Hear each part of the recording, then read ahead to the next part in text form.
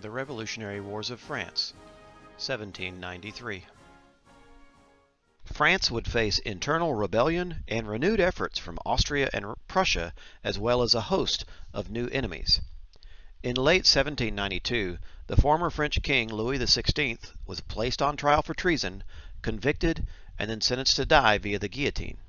The sentence was carried out on 21 January 1793, and Louis XVI was beheaded.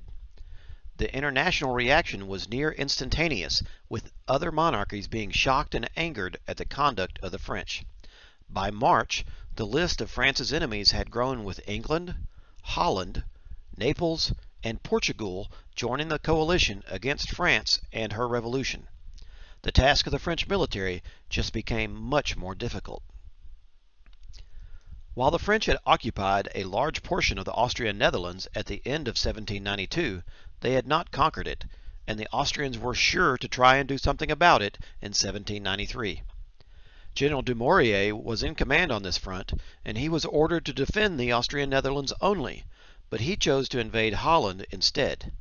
While he did enjoy some small success in Holland, the forces remaining in the Austrian Netherlands began to feel the pressure of Austrian efforts to push the French out.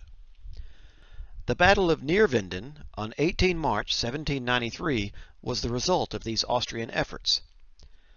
General Dumouriez had hurried south and was back in command of the French forces, and he faced the Austrian Prince of Saxe-Coburg. The French slightly outnumbered the Austrians with 45,000 versus 40,000, and Dumouriez immediately decided to attack.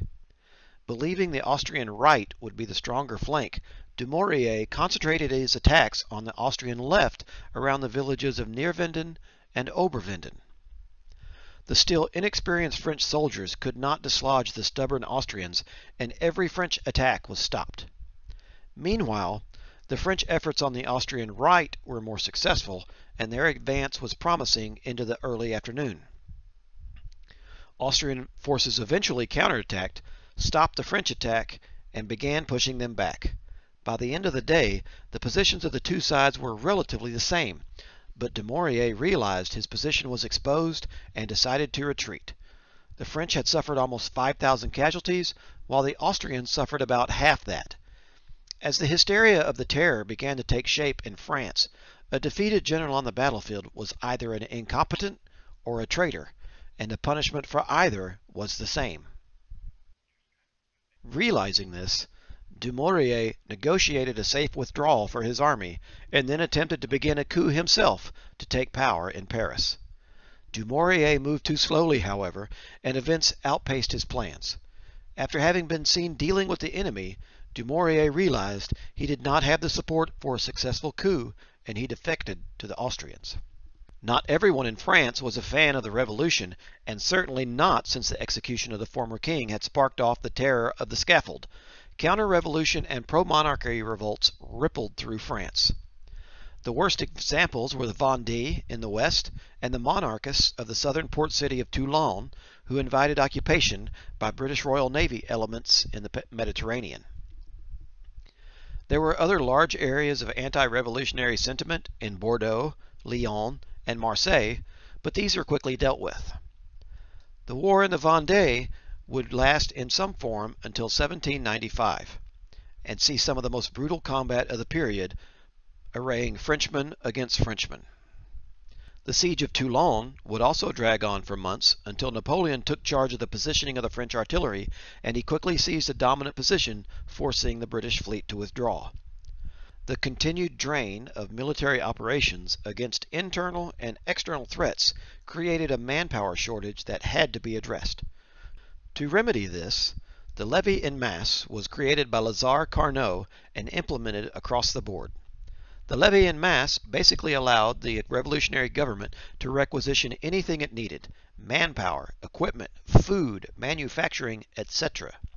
Most commonly thought of as just conscription, the levy en masse mobilized the entire French population to use the mechanisms of the state to fight its enemies. Conscription was only one aspect, but it was also the most immediate, as the total French military manpower rose from a few 100,000 to over 1 million in 1793.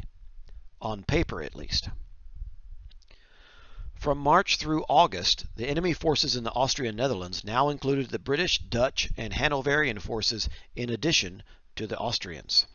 While France dealt with internal revolts, these forces moved slowly, taking city after city, with the British and Hanoverians operating along the coast and the Austrians further inland. By the end of August, all of the Austrian Netherlands were back in the hands of the enemy. A British force of 22,000 soldiers under the Duke of York were besieging the French city of Dunkirk, while a separate force of Hanoverians under General Heinrich Freytag guarded their inland flank with 14,000 soldiers. The French were being rapidly reinforced with the untrained masses permitted under the levy en masse, and the French army of the north under General Houchard saw an opportunity to split the Hanoverians from the British and perhaps raise the siege of Dunkirk.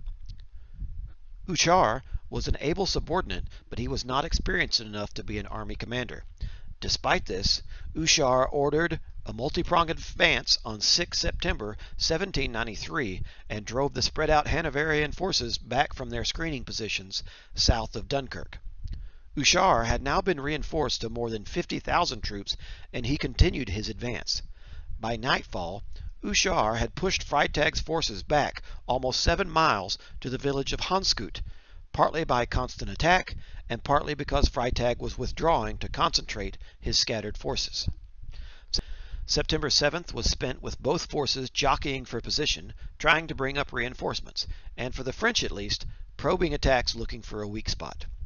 Each French attack was roughly handled, however, and both sides settled down in the mid-afternoon to prepare for the next day's events. On September 8th, Houchard planned a 3-pronged attack aimed at levering the Hanoverians out of Hanskoot and away from their British allies. Houchard's inexperience showed as his 3 attacking columns were scattered across the front instead of concentrated with one attack aimed to distract the British instead of breaking the Hanoverians.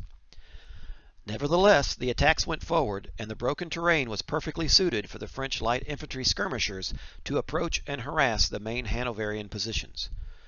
The Hanoverians could do little against the skirmishers, but the main French attack columns were fought to a standstill and driven back. Only a last-second surge by reserve troops and a lack of ammunition forced the Hanoverians to finally retreat to the northeast to protect their supply lines. The loss numbers were about even, with approximately 4,000 casualties on each side, even though the French had been able to concentrate almost 30,000 men to fight less than 15,000 of the enemy. The Duke of York decided to lift the siege of Dunkirk and retreat to the east, but Houchard was hesitant in his pursuit, and this, on top of his refusal to throw tired troops into uncertain attacks, caused the representatives of the French government to not look kindly on his victory. In the next few weeks, French forces under Houchard would win a victory against the Dutch, but were defeated by the Austrians, and he failed to stop other sieges of French towns and fortresses along the border.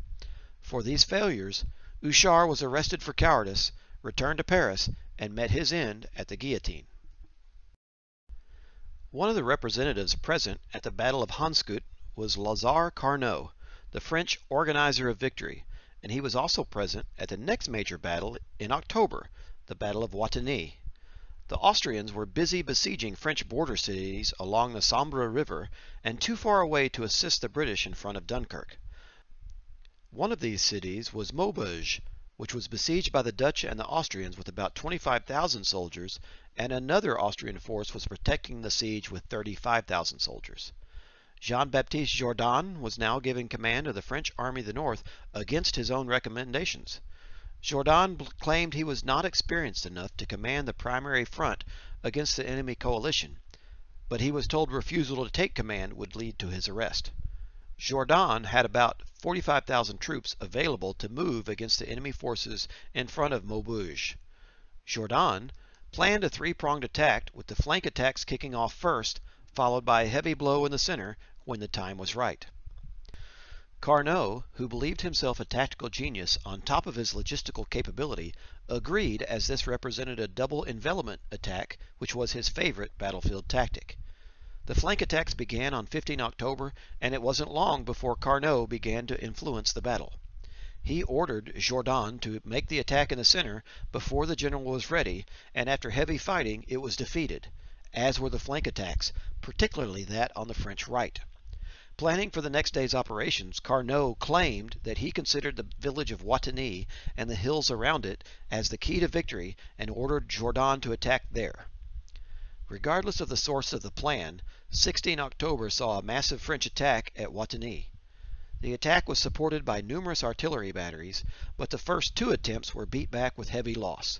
A third attack in the late afternoon secured the village, and guns were hurried up and placed on the hills around the village. This did not immediately cause the Austrian covering force to retreat and lift the siege of Maubeuge, but fearing a sortie by the garrison in conjunction with Jourdan's army, the Austrians retreated across the Sambre River to the north. Both sides ended the year separated by the Sambre River. Jourdan was called to Paris twice, but his performance on the frontier was sufficient for him to be allowed to retire rather than be executed. The painting on the left is of Lazare Carnot at the Battle of Wattignies by George Moreau, painted in 1896. Carnot's narrative was that he was the reason for the strategy of the victory, and here he is depicted leading the attack that led to victory.